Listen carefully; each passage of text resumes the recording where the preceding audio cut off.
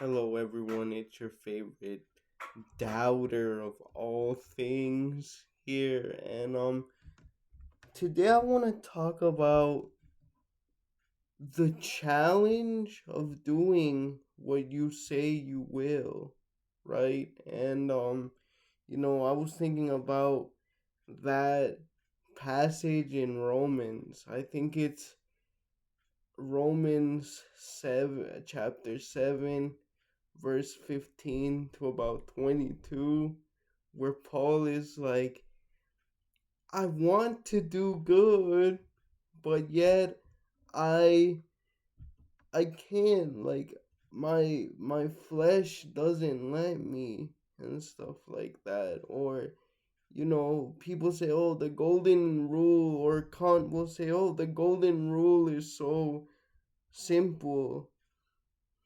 This is the way it is, and this is the way you should do things. Now, to give credit to Kant, he says, like, this is an ideal. Most people never um get this close. And I mean, sorry to the Europeans out there and European Americans out there, but especially Europeans. Sorry, but so yeah, but we all know that doing what you say you will is obviously easier said than done. So, I mean, what can we do? Well, one route is to um learn things and doubt and be able to think critically about why people do things, how people do things, why they're right or wrong. um and this is where I want to talk about Kierkegaard. You guys know I love Kierkegaard. um I want to talk about one of his works which was published posthumously, and the work shares its name with the pseudonym which he created to write it, as well as philosophical fragments, but it's De Omnibus Dubitandum Est. Everything must be doubted, which I think that is taken from Descartes' meditations. When he has the little demon in his ear telling him to doubt all things, and so then eventually, after going through and analyzing, his doubt, his world, essentially his mind, he's like, cogito ergo sum. Uh, I think therefore I am, but before you get to that point, you have to de omnibus dubitandum est, right? Um, and that's what. Hold on, give me a second. I'm gonna get out the. That's what this this book right here is about. This is the um Han edition. I love these editions, and Edna and Howard Hong were the foremost Kierkegaard scholars for a while. Highly recommend these editions. I went through a lot of these with a professor that was actually proficient in Danish, and he was skilled enough to issue us corrections and retranslate. So they're not perfect like any translations, but they're pretty good. Um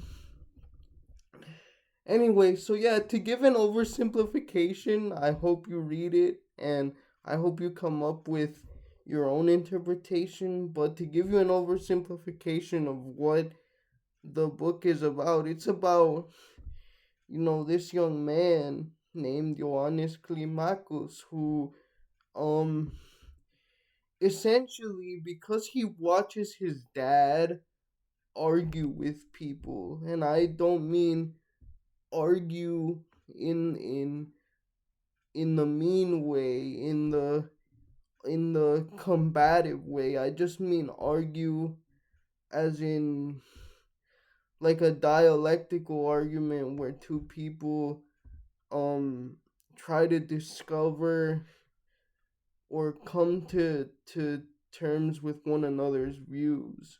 Um which you don't see a lot of in modern society, but that's what I mean when I say argue. So he watches as a kid his dad argue with people, and as he grows older and older, he becomes fascinated with argumentation and with logic.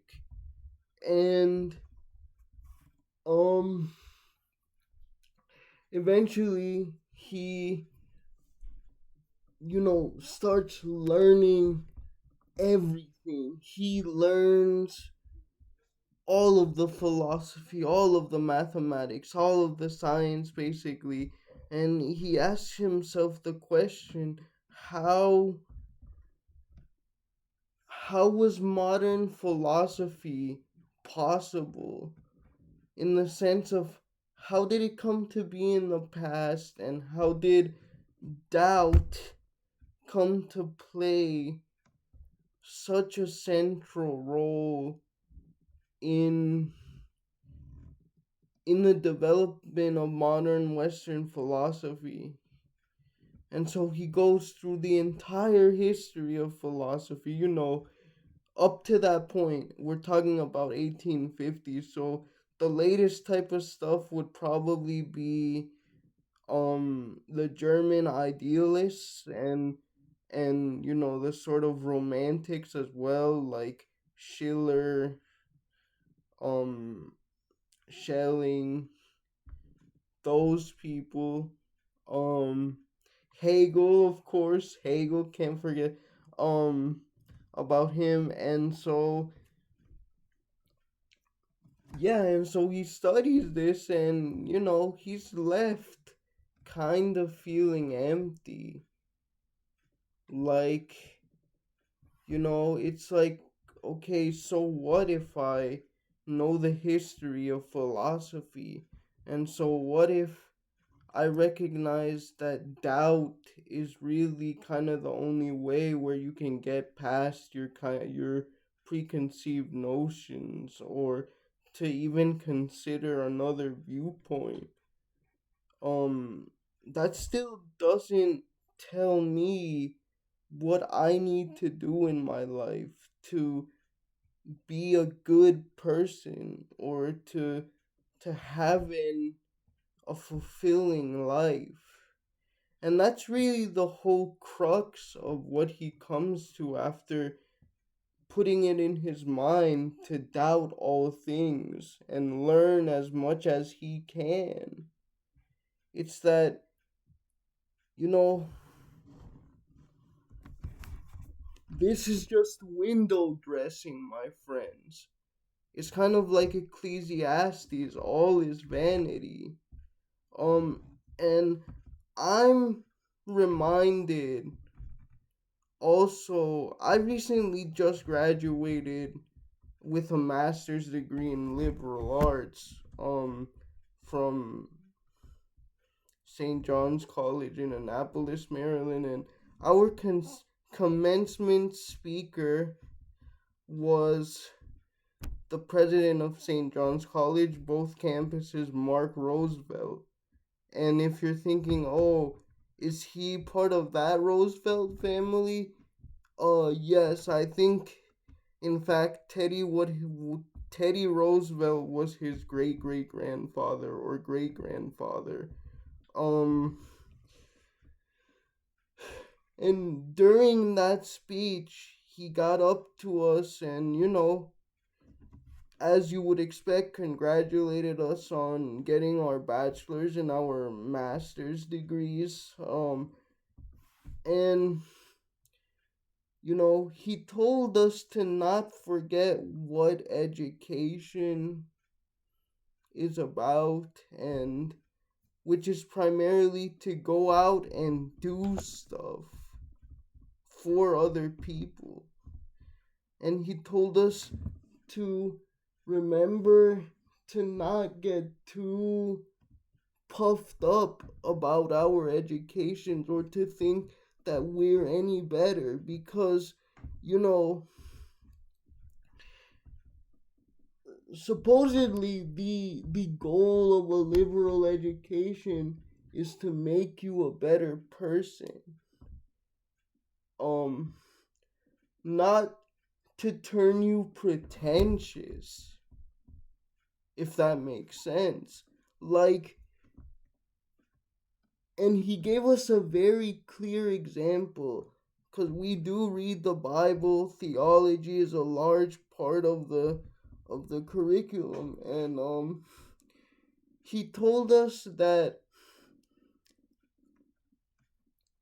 all things being equal, a child was closer to fulfilling the golden rule, mainly that one should love their neighbor as themselves, than a child. No one is closer to that.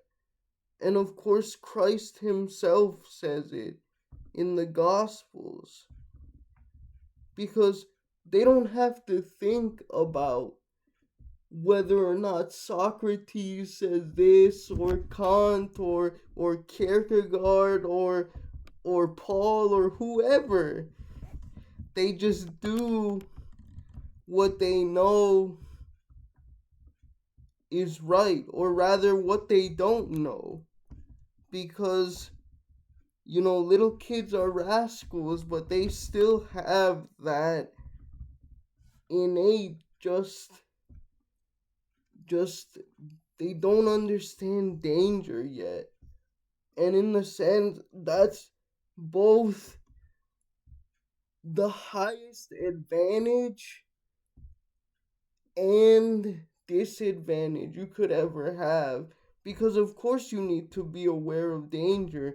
No one's gonna have those same positive intentions as you, probably. But in terms of ethical ideals, you know, excuse me, my my degrees mean nothing.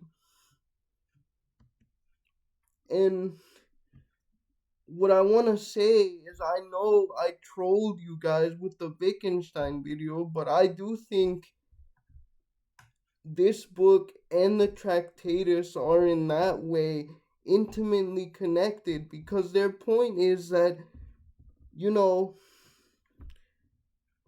you shouldn't just say you're gonna do stuff. You should actually go out and do it. And so, therefore, make ethics and aesthetics one in your being.